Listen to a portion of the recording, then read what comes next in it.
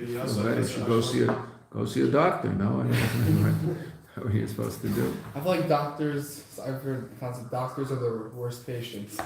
Yeah, makes sense. Maybe that's why you don't go Makes to doctors. sense. Okay.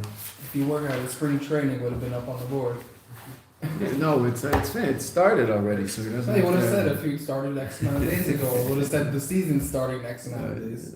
Yeah, I guess that's like the next one.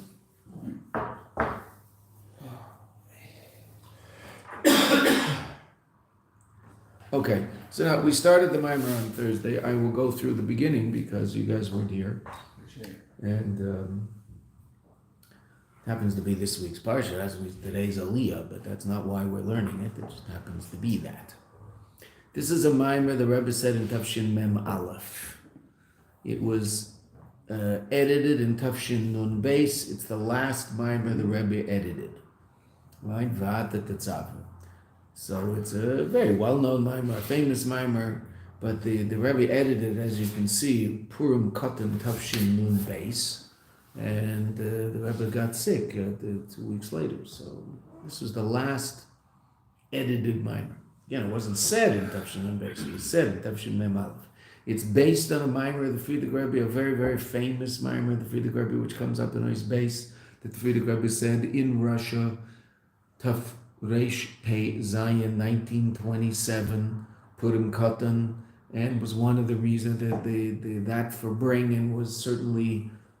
Who knows why Soviets do what Soviets do, and they were certainly looking to arrest the Frierdiker Rebbe. There's no question about that. But that for bringing had a lot to do with what they said was the reason that they arrested the Rebbe. The Rebbe talked about the modern day Haman and the destruction of the modern day Haman, knowing, of course, that the NKVD was in the room. They were always in the room. Guys, there's Chassidim. The Frierdiker Rebbe's mother came into that for bringing and begged him to stop talking, but he wouldn't. It was a very, very famous and quite incredible for bringing in the Frierdiker Rebbe, talking about the Mesiras Nefesh necessary to overcome the Soviets. Baruch Hashem, we won.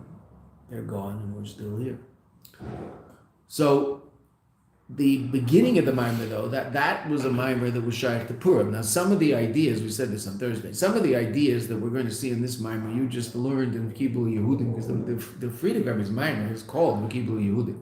So we're going to go through those ideas relatively quickly, because they should be something very familiar to you, because you just learned the Rebbe's Kibul Yehudim from Tafshin Yud Aleph. But that's not the major point of this mimer. The major point of this mimer is the Indian of Raya Mehemna, who's Moshe, and how does Emunah work? Veata tetzave b'nei Yisrael, v'yichoi lech Hashem zayazak. We'll just start at the beginning again. Right? You should command the Jewish people, v'yichoi lech Hashem zayazak, and they should bring to you pure olive oil, kosis l'ma'or, that's crushed as a luminary. La'los ner tamid, that it should be a constant light. V'yaduim adiyukim b'zeh. The Rebbe now asks 5 questions in this pasuk. You have to remember all 5. The last question will be answered last at the end of the mimer. The rest will be answered relatively quickly. The first 3 questions are going to be answered in his base. Now, they're going to be answered in a way that we don't understand the answer, but we'll know that, okay, that's the answer. I don't know how it works, but okay, I see how that's an answer. What are the 5 questions? Well, let's go through them quickly. In all of the commandments in the Torah, generally, how does the Eibishter tell Moshe Rabbeinu to tell the Jewish people one of his commandments, the Eibishter's commandments? It says, Tzaves b'nei Yisrael, right? Yadaber Hashem el Moshe lemar, Tzaves b'nei Yisrael v'amarta aleim. That's a very common pasuk in the Torah. Command the Jewish people in the imperative, tzav. Here it's a conjugated verb. Veata tetzave. So the language is strange language, right? That's what the Rebbe mentions first. V'kan nemar ve'ata tetzave b'nei Yisrael. So the language is unusual. Okay, That's the first question. The second question is, the Rabbi is going to say, based on the language, the content of these words is difficult to understand because the fact that it doesn't say tzav in the imperative, but rather ata tetzave in the conjugated verb with the word ata, it seems to be that Moshe Rabbeinu is the one commanding, which is obviously not the point, right? We now have a student who is here. We're going to have two students who are here on Thursday, so okay. We're going to go through the first paragraph anyway. All right. So the second question is, it's not only in the language of the pasuk, like we just mentioned, also the content. The loshen va'ata tetzave, this language va'ata tetzave, mashma seems to indicate that Moshe is the one giving the commandment. Now, that's obviously not the case.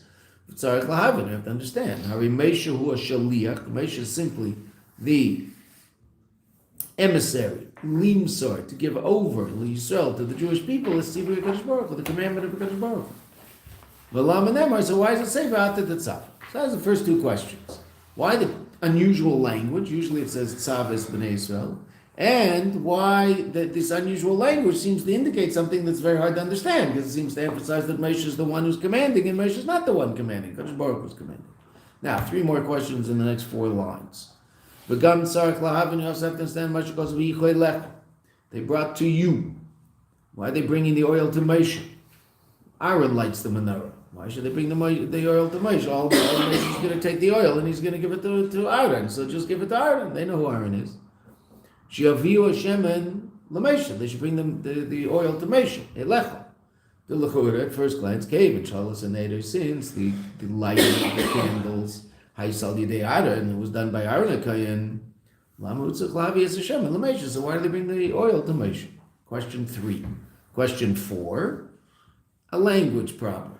Gam Sarach Lavin. We also have to understand Mashkos of Shemen Zayis Zach Kosis Lamaor, crushed as an illuminary. What would be a more reasonable way of writing it? Crushed to illuminate, to light. The Lechura Havel should have said Shemen Zayzach Kosis Laha'ir, the verb, to illuminate, as opposed to the noun Lamaor as a luminary. Question 4. Question 5. Come tzarich lahavin the pasuk lachreze and then Rabbi Erev Baker. This pasuk says la loisner tamid, that it should be a constant light. And the next pasuk, again today's chittis, nemar mi erev ad baker, from the morning until from the evening until the morning. V'kad nemar la loisner tamid, a constant light. So is it from erev to baker or is it constant? Now, you could answer that, I understand, right? You said this on Thursday. You could say, well, it means every Erev ad Baker. Okay, that's true. That could be an answer. But that doesn't mean it's the only answer. There might be another answer. And I would imagine there is. And it'll be in this minor. And probably at the end. Mm-hmm. It is indeed. Okay, that's Ois Aleph. You know, he's based, the Rebbe brings the Frierdiker Rebbe's mimer from Purim Tafresh Pei Zion, which we just mentioned. And there the Frierdiker Rebbe says, those words, Veata tetzave, what does the word tetzave mean? To connect. The word mitzvah comes from the root of the word to connect. A tzevet in modern Hebrew is a crew. A tzevet of doctors working the night shift, a tzevet of nurses working the night shift, a tzevet of lawyers working on a particular case, right? Okay, that's called a crew, a tzevet on a boat, right? So tzevet means a bunch of people gathered together. Okay, so it means joining something. So what's mitzvah? Mitzvah is miloshin savta, Chazal say. What is tzavta? Chibur, joining. What's chibur? Connecting us to the Eibishter. That's the union of a mitzvah. Oh, okay. So va'ata tetzave, you will be mitzaveh. So obviously in simple pshat it means you will command. But what does it mean in Pnimius? You will connect.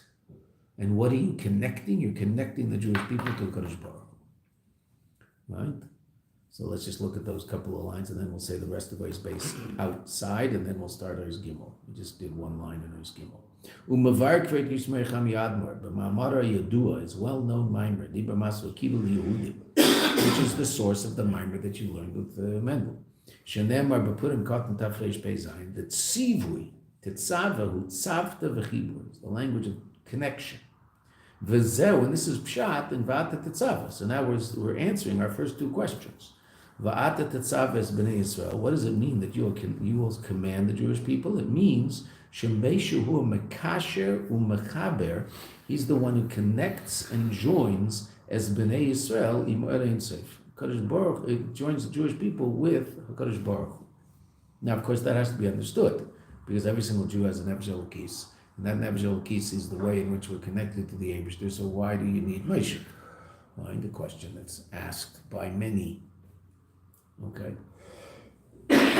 And then the Rebbe goes on and explains, by virtue of the fact that Moshe Rabbeinu brings us closer to a Kadosh Baruch Hu and connects us to a Kadosh Baruch Hu, that brings about an elevation and an addition in Moshe, an increase in Moshe himself. And that's the answer to the third question. V'yikwei lecha shemen zayzach, they're bringing to you oil, you connect them to the Eibishter. That's the first two questions. Why the language and the content? What does it mean? Veata tetzave. You connect the Jewish people to a Kadosh Baruch Hu. V'yikwei lecha, and they will bring to you a greater connection to a Kadosh Baruch Hu. What the Rebbe says in the last line in his base, toisofes or, an increase in light of Moshe. Okay? So Moshe connects us, and we somehow elevate Moshe. Moshe is standing on our shoulders, like that story of the Baal Shem Tov that we told, and we're not telling it again.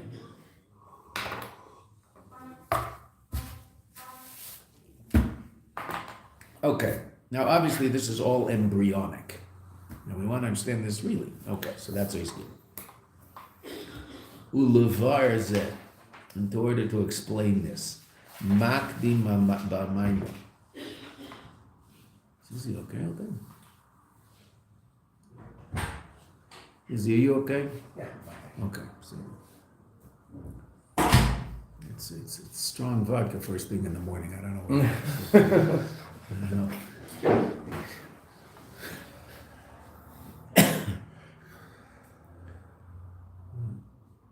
Friend of mine, the Chayavini Shlib Sumei, right? The famous Maimer Chazal, a person's obligated lipsume to become shikar ad de lo yada. Okay, so he used to sing a song mostly on Purim, but I mean sometimes anytime. Chayav adam lipsume every day, twice a day. So that's not true. And he's actually not a drinker in any way, shape, or form, so he can sing the song without it being personal.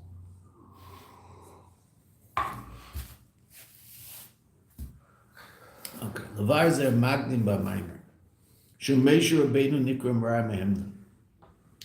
How is it that Moshe connects the Jewish people to Kadosh Baruch Hu? The Jewish people have an essential connection to Kadosh Baruch Hu by virtue of the fact that they have this thing called the nefesh elokis, and we know that. So why Moshe? Shemeshu Rabbeinu nikram ra mehemna. Now I'm not going to translate that. The word raya comes from the word ro'eh, of shepherd. Mehemna comes from the word faith.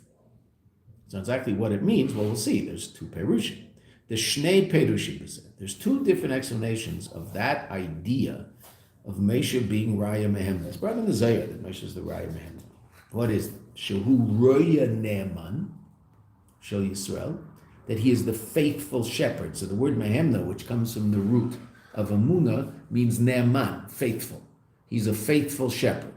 Right, and that's certainly true. It's not that both of these perushim are true. Right? The question is, which one are we going to focus on in this mimer? We'll focus on the second one, but they're both true. Moshe is the Roya Ne'eman, the faithful shepherd. What's the famous story that is told in Chazal that somehow open, the Eibishter knows everything without anything happening in Eilam Hazeh, but that event which somehow convinced the Eibishter, so to speak, that Moshe is the right one to take care of the Jewish people? The little Shepsel wandered off, and Moshe went and found the little Shepsel. Okay, that's Moshe. Right? Moshe is the one who finds everybody. Shuroya Ne'eman Shel Yisrael. That's one. He's the faithful shepherd. Another pshat. Shuzan Umfarnes, two different words of nourishing, right? From first bracha in Birkas Hamazon, Es Yisrael be'inyan emunah, that he nourishes the emunah of the Jewish people. So he's a shepherd of faith, not a faithful shepherd, but a shepherd of faith. That's the second shot in those words. Okay. So now, how does this all work? The emunah sheyesh b'Yisrael mitzad atzmo. The emunah that exists in the Jewish people mitzad themselves. She Yisrael hay ma'aminim b'nei ma'aminim. The Jewish people are believers, the sons of believers. That's the nature of a Jew. The nature of a Jew is they believe in a Kadosh Baruch Hu. The unbelievable stories of all of the captives when they get out and tell us what kept them going. Was every one of them say, Efshar shetia bebechinas makif. What's the problem? It might be makif. What does makif mean? All surrounding, encompassing. What does that mean? It doesn't penetrate into my conscious reality. Emunah is a power of the soul. Emunah is a power of the soul that is a birthright of every single Jew. Every single Jew is a ma'amin, by definition. Why? Well, because every single one of us has a nefesh elokis, and that nefesh elokis has intense emunah. One of the powers of the soul is emunah. Emunah is not something that a Jew has to create in himself or herself. Emunah is something that a person has to become conscious of. But I don't have to create it, it's there. It's one of the powers of the soul. It's one of, we talked about this earlier when we were talking about, not very much, but when we were talking about Keser. So there's three different, Gimel rushing the Keser, the three heads of the crown. What are the three heads of the crown? Ratzon, Tainug, and Amunah. Three different levels of Keser. All right? So Arich is Ratzon, Atik is Tainug, and Radlah, the third level of Keser, is Amunah. And what's that? That aspect of the neshama that's mushrash in Atzmos, that's rooted in Atzmos, that's rooted in the essence of the Kadosh Baruch Hu. Three different heads of the crown: Ratzon, Tainug, and Amunah.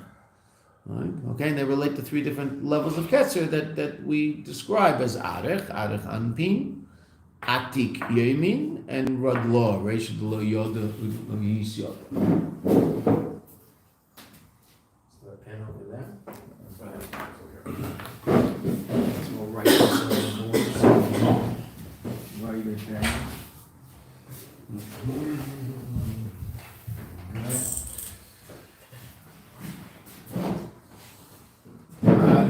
Usually called Arich. It's Arich Anpin. It's usually just called Arich. Right? Atik Yemin. Right?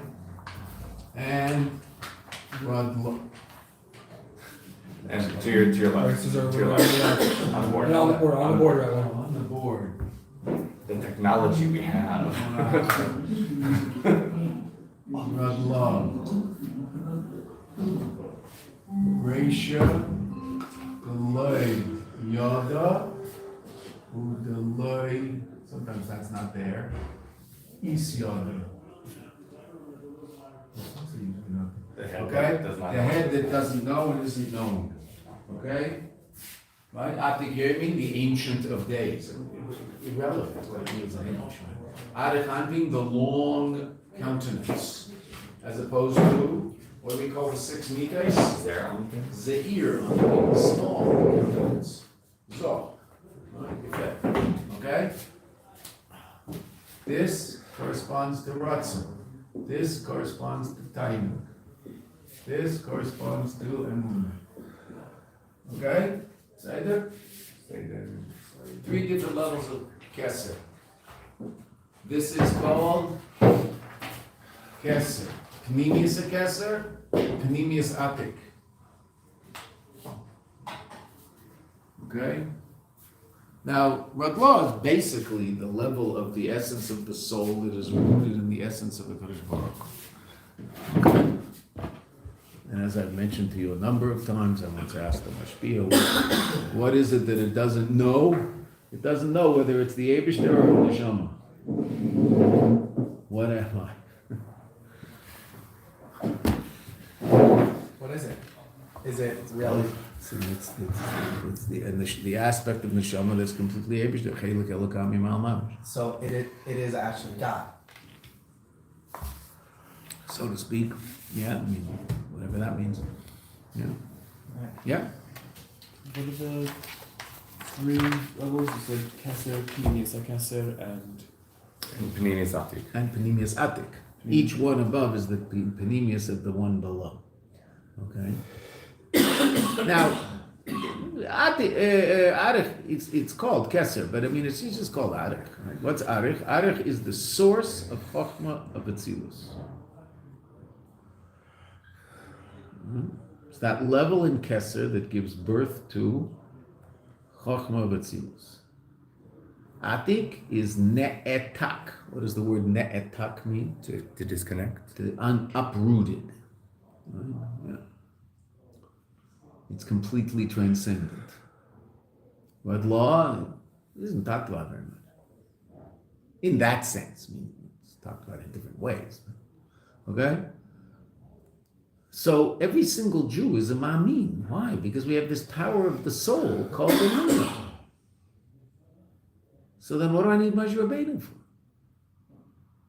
Oh, because that emunah might resonate in my conscious reality. It's there, it just might not resonate.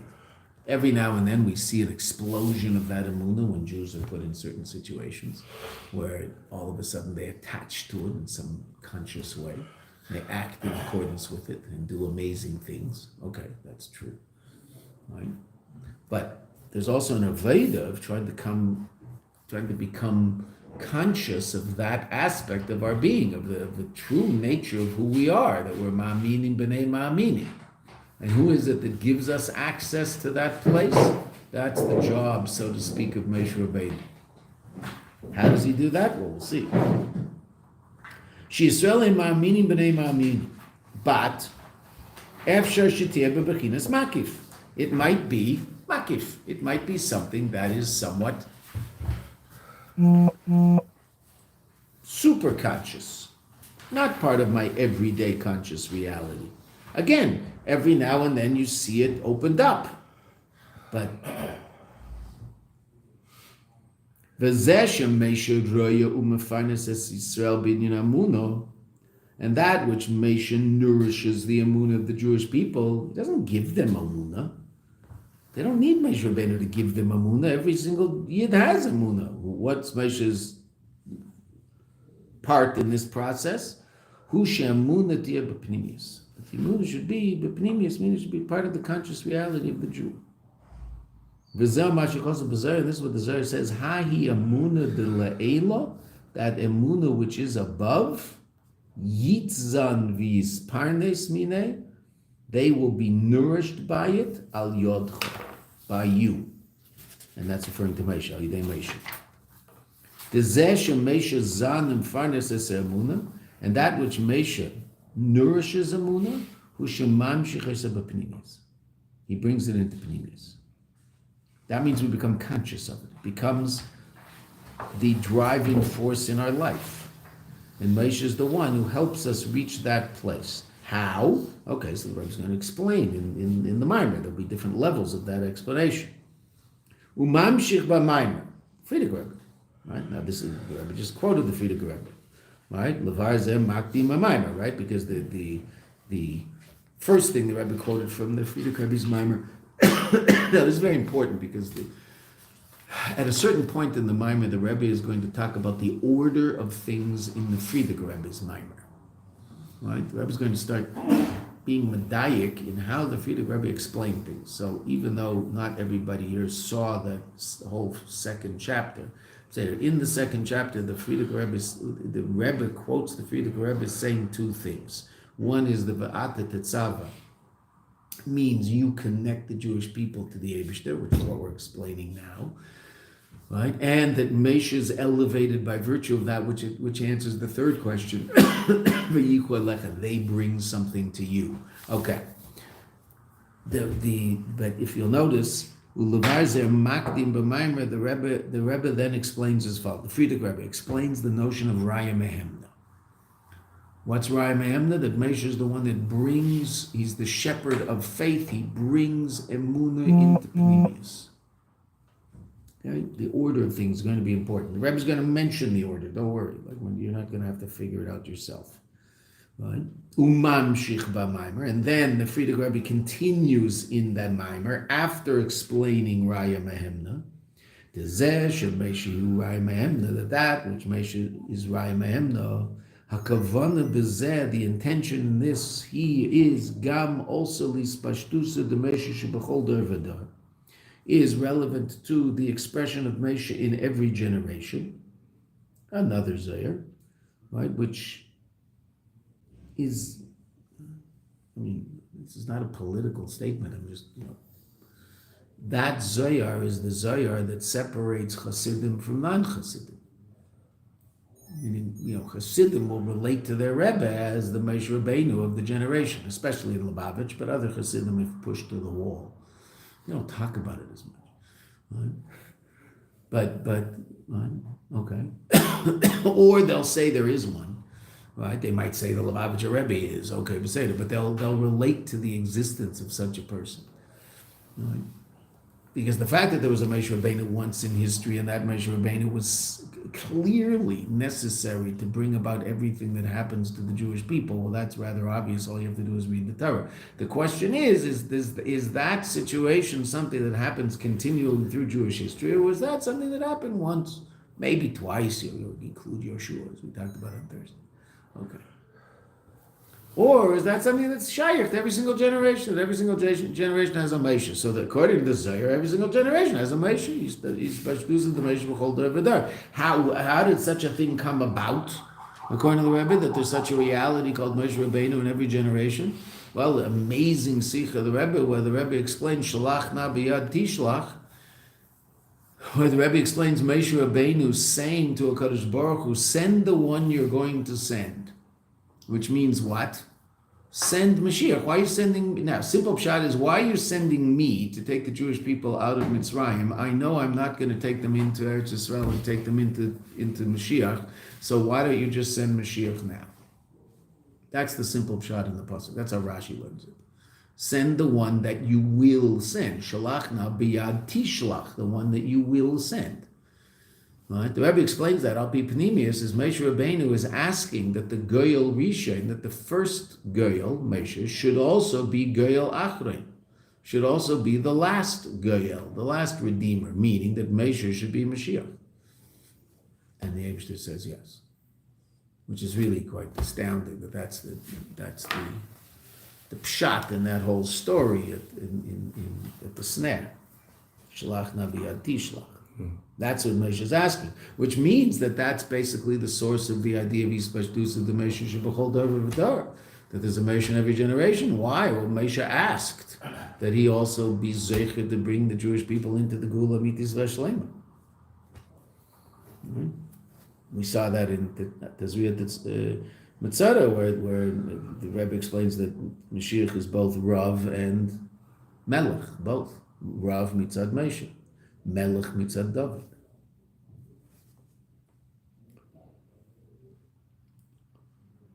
Umamshich b'maimer. Zeh shemeshu Raya Mehemna kavana b'zeh gam lispashtus of Moshe b'chol dar. The expression of Moshe in every generation. The Roshei Alfei Yisrael sheb'chol dar. What does it mean to be a Jewish leader? The heads of the Jewish people in every generation. Now the Rebbe says heads. Now heads could be understood as heads. Each generation has its one, and there are therefore heads, or each generation has a number, and Lamaisa, both of those are true, right? There is one Moshe in every generation, but there's all sorts of people in the generation who are the heads of that generation. They are like the Nasiim in the desert, right? Each tribe has its own Nasi. In addition to Moshe Rabbeinu, every tribe had its own Nasi. Those Nasiim were very important people, right? So there's Moshe, but then there's also the Nasiim. And those people, what are they responsible for? What does it mean to be a Jewish leader? Someone who can talk to foreign governments? No. Right? A Jewish leader is someone, Rosh Alfei Yisrael Sheb'chol Dar, Him Machazkim Es Emunah D'Yisrael Sheb'Dar. They strengthen the emunah of the Jewish people in their generation. By definition, if someone's strengthening the emunah of the Jewish people, they're a leader. If they're weakening the emunah of the Jewish people, they're not a leader. And what does that mean to strengthen the emunah of the Jewish people? I don't have to strengthen the emunah of the Jewish people. It's like strengthening my power of sight. I have to strengthen my power of sight. I have a power of sight. Right? Oh, well, it's actually interesting. You can do exercises to, help your power of sight. Meaning you can't give yourself a power of sight more or less. Whatever you have, you have. Right? Okay, meaning we all have a power of sight, Baruch Hashem. Okay, I could do exercises to make it stronger, to make it see more clearly, whatever one might want to do. Right? Where are they? I just used them today. Where are they? They're in there. No, my make your eyes stronger glasses. These are my make your eyes stronger glasses. I'm just the coolest guy. Fancy. What? What do they do? Oh, so it's actually very interesting because my eyes don't see on the same plane. Yeah. So I was sent a picture of a green and blue circle, and when I look at them with these glasses, if my eyes are focusing properly, I will see a 3D black circle. And I can actually obviously I can't in Gashmias, but in terms of my field of vision, I can put my hand between the circle and my phone. I can watch it. Now, meaning in the middle, it looks like it's behind the circle. Obviously, it's covering up the black in the circle because it's not in background. But my visual image is that the finger is going behind the circle. That's how I know that I'm seeing the way I should be. Even if I'm seeing the black circle, if it's not 3D, then my eyes aren't doing what they should be doing. But it's quite fascinating. And it took a while. And there's often a residue of green around the side, which I don't want. I haven't been able to get rid of that. Oh, so it wasn't wow. Huh? Wow, it's amazing. The residue, I don't know whether that's because they aren't on perfectly straight, but whatever. So that's what. So now, what does that mean? This is giving me a power of sight? No. My soul has a power of sight. What's it doing? Strengthening it, helping it along. Okay. So Moshe Rabbeinu does that to our emunah. We have the power of emunah that every Jew has. That's a birthright. Just like we have the power of movement. You can make everybody has power of movement in their fingers. Okay, only some people can teach that power of movement to play a Bach concerto on a piano. Right? But everybody has the power of movement. They don't have more of a power of movement than someone who can't play a Bach concerto on the piano, or an Avram Fried song, whichever you want. Wow. Okay. I think the Bach concerto is harder. That's the one. I picked that one. Okay. So Moshe Rabbeinu is not the one that gives us emunah. Moshe Rabbeinu is the one who nurtures and nourishes our emunah so that it becomes b'pnimius, it becomes part of our conscious reality. The Rosh of Yisrael sheb'kol derem mechazkim es emunah d'Yisrael sheb'derem she'emunah shalem yeh b'pnimius. And what's the example of that? So since this was a Purim Maimer that the Frierdiker Rebbe was saying, so who does he bring as the ultimate example of that? Mordechai. Right? What did Mordechai do? He galvanized the Jewish people to stand in a state of unbelievable Mesiras Nefesh based on their emunah and defeat Haman and his decree. Right? Ukamei Mordechai.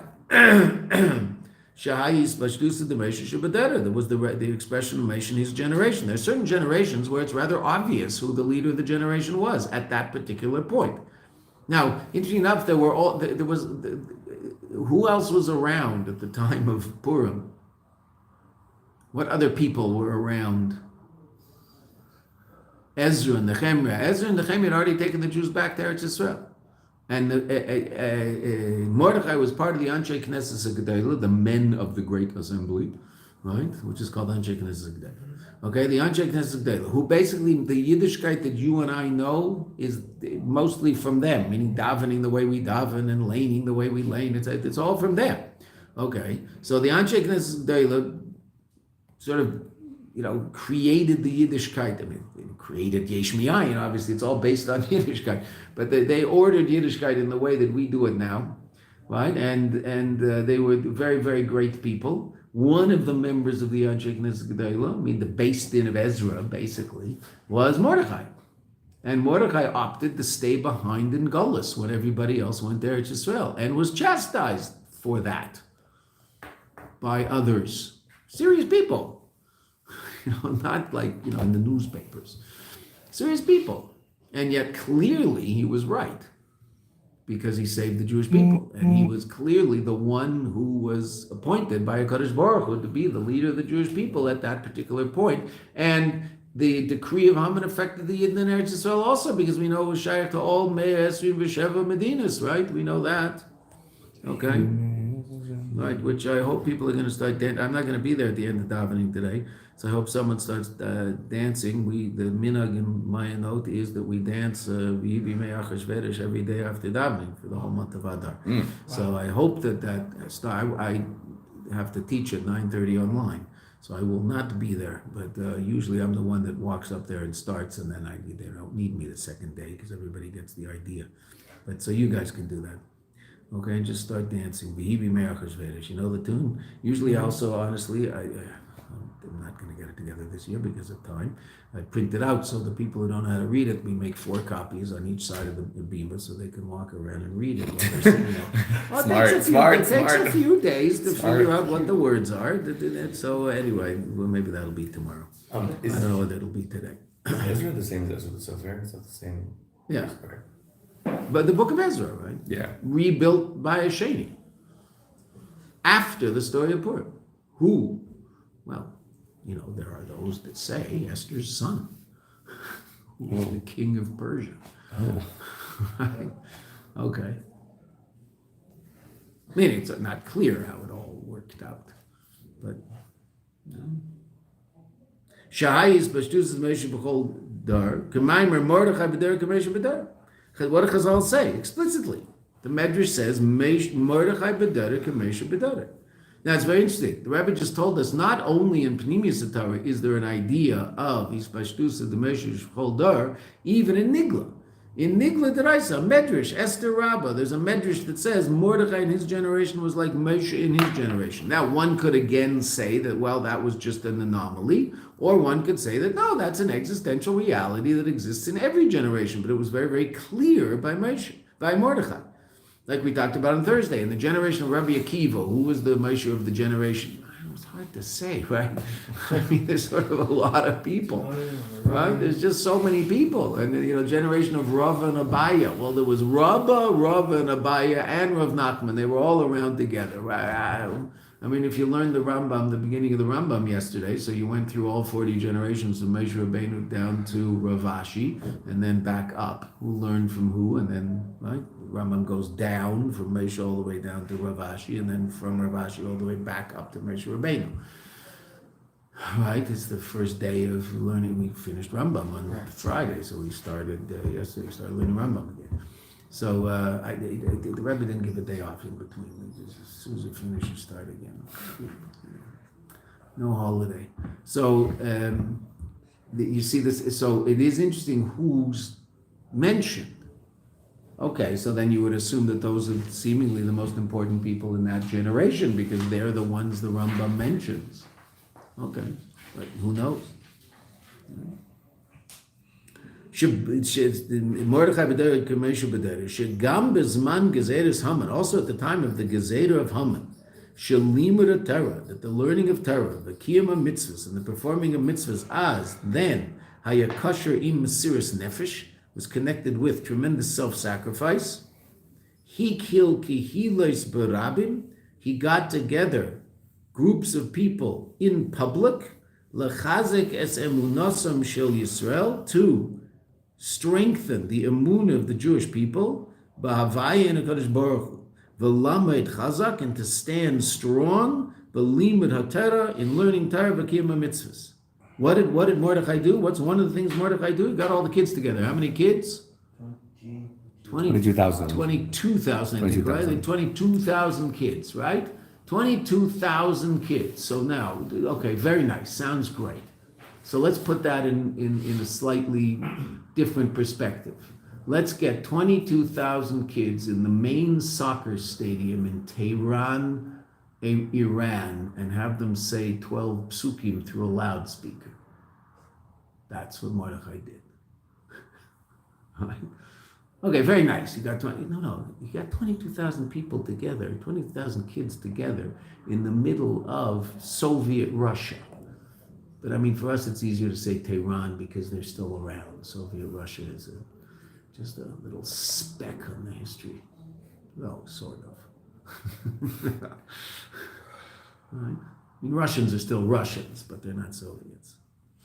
Okay, that's now, and I'll, I'm not that this is what Mordechai did, okay, but to make it even worse, they're flying the Israeli flag in Tehran, because that's really, I mean, what bothers the Iranians more is not the Yiddishkeit people keep Torah and mitzvahs in Iran. There are from Jews in Iran, right?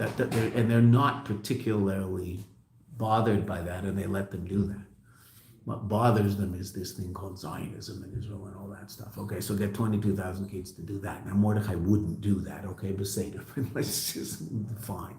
That'll be the mushal. That would be rather dangerous. That's what he did. Right? That's what he. Who came to visit while he was doing that? Haman. Right? And did the kids run away? No. Stayed with Mordechai. Right? Quite amazing. The whole thing is astounding. What he did. Right? Wait, sorry. Where does it say that Mordechai got the kids together? Midrash, all sorts of midrash. All sorts of midrash. Right? Exactly where the midrash will be in one of two places, either in Esther Rabbah or it's in Megillah, in Gemara Megillah. I don't know where there's people. Who's learning Megillah? Aren't you learning Megillah in the afternoon? What are you learning in the afternoon? Oh, brachas? Okay. Megillah would have been fun. Megillah is... Okay, so that's what Mordechai did. Mordechai galvanized the Jewish people to stand strong. And there's no question that Mordechai was the glue that held everything together. So the Frierdiker Rebbe mentions that. And after he mentions that Moshe and the expression of Moshe, Shebechol Dara, that's in every generation, Mechazkim es emunah Yisrael, is the one who strengthens the emunah of the Jewish people. Then again, we pay heed to the order, right? First we learned about Rai Mehemna, then we learn about Mordechai, and now what happened after that? Mevar diuk loshen hakosav. Then the Frierdiker Rebbe explains Shemen Zayazach Kosis Lamaor, that it says Kosis Lamaor. Oh, we're going to answer another question. It looks like Lamaor Veloy Laha'ir, crushed as a luminary. Lamaor as a luminary, Veloy Laha'ir, and not the verb to illuminate. Why? Shebizman Golus, that in the time of Golus, Shekol Echad Vechad Hu Nishbar V'Nitke, that every Jew is broken and downtrodden. Kosis, the Jews are crushed by the weight of Golus. Al Yedei Zeh, by virtue of this, Magim, they reach Lama'or, the luminary, Ha'etzem, the essence of their soul, Shemimenu Nimsa Or, that from it is found the Or. In other words, what? There's two different levels of light. There's two different levels in the reality of light. There's the source of light and the light itself. The source of light is obviously more essential than the light itself. What is it that ultimately exists? The source. The light is simply an expression of the source. Okay, so relative to you and I, what is there? Relative to reality in itself, what is there? The etzem of the Eibishter, and then godly light, which is an expression and a gilui, a revelation of the essence. But it's not the essence. It's the light that emerges from the essence. That light, when it expresses itself in a finite form, through that reality called kelim. Okay, so to what about your neshama? So your neshama has an essence. The essence of your neshama is that level of Radlah that's completely and totally, essentially connected to the Eibishter and impossible to disconnect from the Eibishter, like we saw in Basi Lagani. Okay.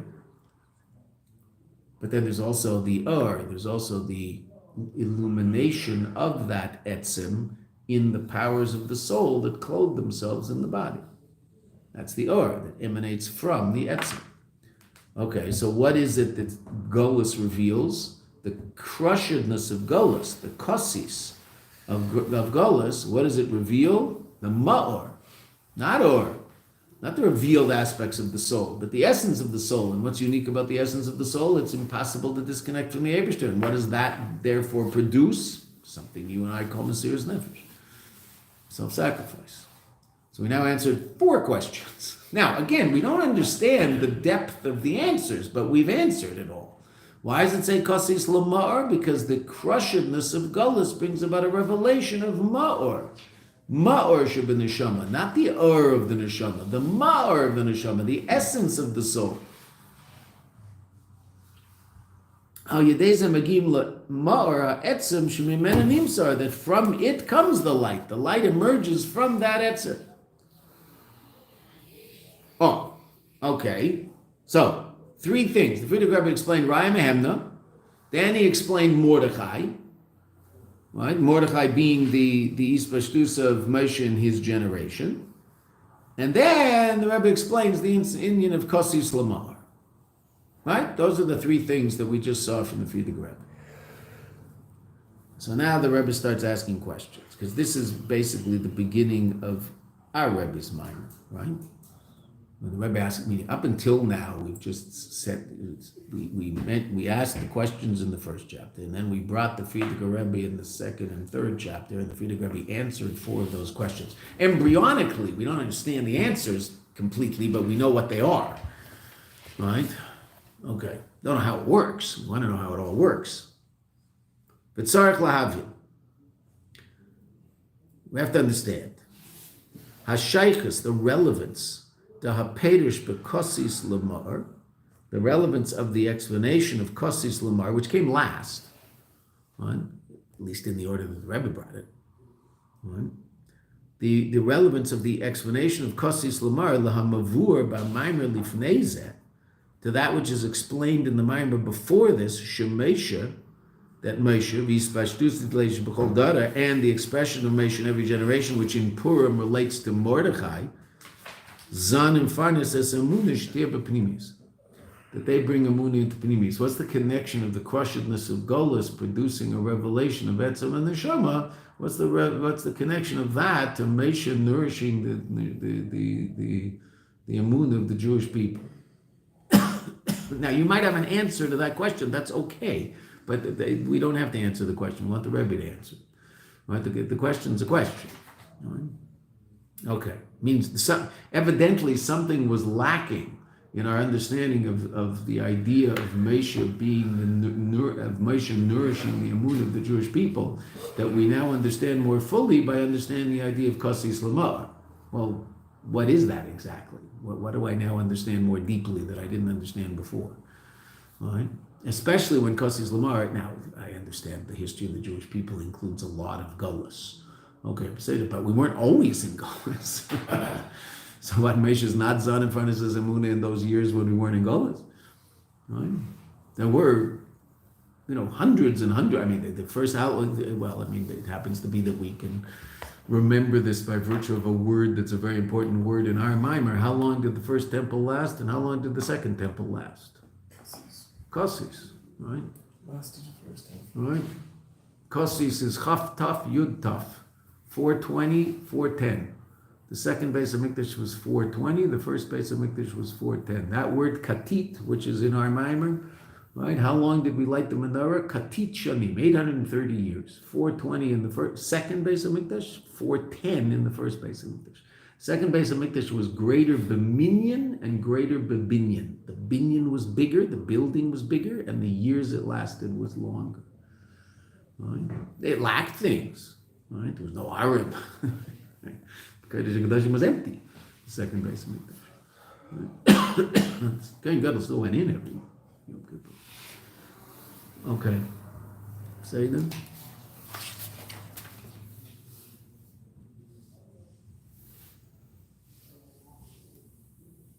Let's go a little further, but okay. So we've seen the first of the Rebbe's questions in the Frierdiker Rebbe's Maimer.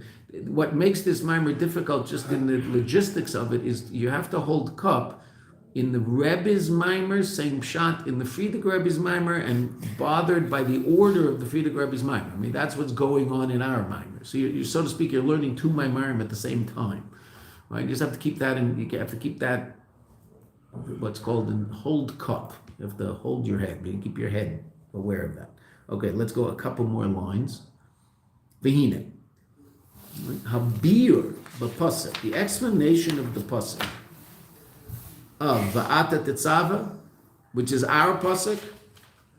Right now, the first thing we quoted from the Frierdiker Rebbe was the Frierdiker Rebbe's explanation of Veata tetzave. Right now, the Frierdiker Rebbe the Maimer is a Purim Maimer. How did he get to Veata tetzave exactly? I don't know. I mean, you and I don't know at this point, right? Rebbe's going to tell us right now. But you and I, how did he get to Veata tetzave? Okay, Beseder, I understand Parshat Tetzave is always around Purim, Beseder, but how did he get to the explanation of Veata tetzave? It's our problem because we were talking, our Maimer is Veata tetzave. That's our Maimer. So we had a question. Why does it say Veata tetzave? It should say Tzav, etc. We had all the questions in the pasuk. Okay. We then brought the Frierdiker Rebbe, and the Frierdiker Rebbe answered already 4 of our questions. Well, how did the Frierdiker Rebbe get to Veata tetzave? The Frierdiker Rebbe's Maimer is Kibul Yehudim. It's all about Purim. How did he get to Parshas Tetzave? Okay, so that's what the Rebbe is going to mention now. V'hine, habir b'pasuk Veata tetzave, the explanation of Veata tetzave, which we just quoted, that was the first thing we quoted from the Frierdiker Rebbe. Ba Maimer, that comes in the Maimer, in the Frierdiker Rebbe's Maimer, behemshech, as a continuation, la mavur betchilas Maimer, that which is talked about at the beginning of the Maimer. Now, this is the part of our Maimer now that you guys will understand very, very clearly because you just learned V'kibul Yehudim, and the whole next paragraph is going to be explaining V'kibul Yehudim, which we'll see mostly tomorrow, right? We're just going to start reading it today, and maybe we'll get to the top of the next page, so we'll feel like we did something, right? But that everything the Rebbe is going to say now is you just learned it. So we're going to go through that whole, this big paragraph on the left. We'll go through it relatively quickly tomorrow morning, not now, okay? But let's just get up to it. But again, you have to remember the order of the Frierdiker Rebbe. The Frierdiker Rebbe starts first with Kibul Yehudim, which we're going to see. The Maimer you learned. Then the Rebbe gets Veata tetzave. Then Raya Mehemna. Then Kosis. Then Mordechai. Then Kosis Lamar. Bir b'pasuk Veata tetzave Baba Maimer behemshech, as a continuation lamavur betchilas Maimer, that which is explained at the beginning of the Maimer. The Peirush of Kibul Yehudim Sheyechalu Lassos. The Jews accepted that which they began to do, which I don't really have to explain to you too much, because if you don't know that, I don't know where you've been. Hu shekiblu ma sheyechalu b'zman Matan Torah. That they fully accepted that which they only began to accept at the time of Matan Torah. Tiva Matan Torah Haisas Cholo. Matan Torah was the beginning. Yechalu Lassos. Nasa v'nishma. But at the time of Achashverosh, Bizman Gezeres Haman, at the time of Gezeres Haman, Haisa Kabbalah. That was the complete acceptance of the Torah. Right? Now, obviously, the question arises, what happened then that didn't happen before, and what's the 2-word answer, basically? Explain the Kibul Yehudim. What was the advantage of the Kabbalah Torah at the time of Purim that didn't exist at the time of Matan Torah itself? It was both in the soul and the body. Okay. Mesiras Nefesh is basically the right. Mesiras Nefesh, so, and that's what brings it into the whole reality of the Jew. Mesiras Nefesh, and that's what I was going to say here, right? So that we're not going to see anything new. I might see something new, right? Okay. Haisa Kabbalah Kibul Yehudim Val Derech Maimer Razal. Now it's interesting.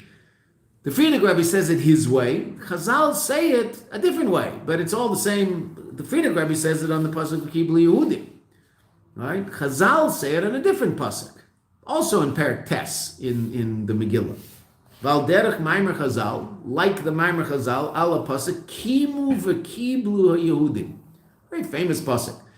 Also very difficult to understand. What does Mekayim mean? Right? You establish or fulfill, right? I kiyamti at the mitzvah. I fulfilled the mitzvah, or establish the kiyum of something. Okay, so in this context, it's probably more fulfill, right? I was mekayim the mitzvahs.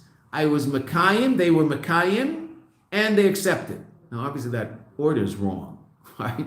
First, it should be v'kiblu. They accepted, and then mekayim, and then they fulfilled. How can you fulfill before you accept it?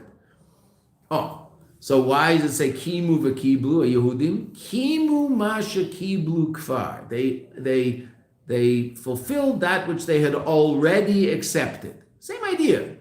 Chazal learned it from the pasuk kimu v'kiblu. The Friedrich Rebbe, now obviously the Friedrich Rebbe also learns it from there because Chazal come before the Friedrich Rebbe, right? But the Friedrich Rebbe also mentions that it's a pshat in kiblu Yehudim as sheikh halulasos.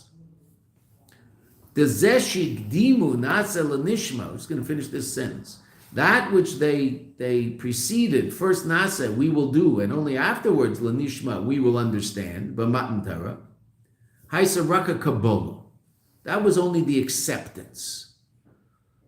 Ubi me'achashverosh, kimu mashikilu. Then they fully fulfilled that which they accepted. So the Friedrich Rebbe is learning that within the context of the completion of the acceptance. Right? Because interesting, Chazal say there's already an acceptance at the time of Matan Torah. The way the Friedrich Rebbe learns v'kiblu Yehudim that the acceptance was the time of Purim. So there's two different levels of acceptance. There's accepting the Torah within the context of Nasav and Nishma, which is somewhat conceptual. And then there's the actual Mesiras Nefesh, the actual acceptance of the Torah Mamish. They're fulfilling that acceptance with the idea of the Mesiras Nefesh of Purim, which we'll see tomorrow when we go Veata. Okay? And again, the whole rest of the paragraph will be something that you'll feel at home with because you just learned V'kiblu Yehudi. Right? And this comes up. Okay? The Seder. Then the Rebbe is going to start asking questions about why the Friedrich Rebbe has to say everything he says in what order he says it. Okay? Wait, but then why does it supposed to say Kaimo V'kiblu? Why don't it say Kaimo Shekiblu? They're because it's kimu masha kiblu. They're fulfilling that which they already accepted. Right, but the pasuk says Kaimu v'kiblu Right. Well, so why wouldn't the pasuk say Kaimu shekiblu? It could be even more. Well, that's how. I mean, you could ask that question every pasuk in Torah and how Torah Shebal Peh explains it. Why doesn't it say it the way Torah Shebal Peh explains it? It's the way Torah Shebechsav is written. It's written in such a way that you ask a question and then explain how. Right? I mean, Thank you. you could say that about everything. Like, Right. why didn't it write what Torah Shebal Peh says it means? It did. It just wrote it in such a way that Torah Shebal Peh reveals what it really means. Right? I mean that can be said about everything. Right, but Right. to me it still sounds like they did it and then they accepted it. Well, but okay, so I guess you have to it's like change not- the way you understand it based on this chazal. I don't think that's hard to do. So it's I mean, okay, I thought it meant this. So then chazal explained it means this. No, I like my way. So I don't like the way chazal said. Why didn't it say? But I mean, I could say that about almost anything. But I can also say, oh, I see. Chazal is bothered by the problem. There's an obvious problem. Why does it say kimu v'kibu? It should say kiblu v'kimu. Oh, so it says kimu. They're now fulfilling something they already kibbled. But how does Chazal deal with the fact that it says vid? Like I'm trying to understand. And they don't seem overly bothered by that. They're bothered by the order more than the vav. You're bothered by the vav. I get it. Okay, fine. Chazal doesn't seem to be as bothered by that as they're bothered by the order, and they answer the order very, very clearly. So I don't think the vav seems to bother them. Right. Meaning, in terms of that pasuk, it says kimu v'kiblu. They did two things, right? So our question is, why is kimu before kiblu? So the answer is, the kiblu is referring to a kiblu that already happened. Right. right? And now they're being Makayim, that which they already were Makabel. It's not that they were Makayim and afterwards Makabel. They were Makayim, that which they were already Makabel. That's how Chazal are learning those words. So now how would you write that? Kimu Mashikiblu Kvar in Torah Shabbat Peh. Right? Okay. How did the Pasuk write it? The Pasuk wrote it in such a way that you would have to ask a question. Right? Meaning they previously they fulfilled now what they previously did, and then afterwards the kibla, and then they took it on for the future. No, not according to Chazal. According to Chazal, the emphasis is on they were now Makayim, that which they were only Makabel before. According to the Frierdiker Rebbe, the emphasis is on the word Kibel. They fully were Makabel. Right? That's the pasuk of Kiblu Yehudi. According to the Chazal over here, same general idea, but just a different emphasis. Over here, it's Kimu, they fulfilled that which they had already accepted. When did they accept it? At the time of Matan Torah. Right? So the Kiblu is not after the Kimu, it's before. That was our problem in the pasuk. How do you Makayim before you're Makabel? And what's the answer of Chazal? Oh, they're being Makayim that which they were already Makabel. When were they Makabel it? Matan Torah. When are they Makayim it? Purim. That's the way Chazal learned the pasuk. Right?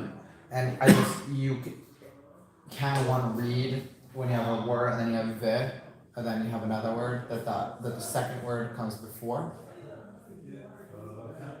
Because according to this Chazal, you can't. I mean, I understand. We just did. Now, I understand we just did because there was a problem. In general, you would assume there's no problem, and it's easy to explain that first there's A and then there's B. But I can't say there's A and B here. This is the way Torah works, right? It doesn't make sense to read it chronologically.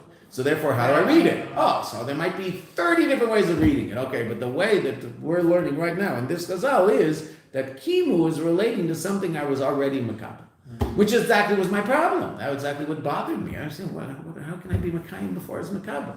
Okay, now if I said that at Matan Torah, I really have a problem because I wasn't even Makabel yet. Right. But I have been Makabel. When? Matan Torah, I was Makabel. I said, Natsav and Ishma. Oh, so that's the pshat in this pasuk. They were Makayim, that which they were already Makabel. If this pasuk appeared at Matan Torah, I wouldn't have a clue what it means. How can you be Makayim something that you weren't Makabel? And we weren't Makabel. But we were Makabel. But the Jews did say Naaseh and Ishma. Right, that's Makabel. Right. Not Makayim, according to this Chazal. Naaseh and Ishma. That is Kabbalah. Naaseh is they did. Like we will do. We will do and we will, the future. We will do and we will hear. We will do and we will understand. That was Kabbalah Satar. You're trying to not understand it more than understand it, which is not a good place to be. Because I don't think it's that difficult. I get your question, but after I don't think I have to beat it to death and say I don't get it because I think we can get it. Right?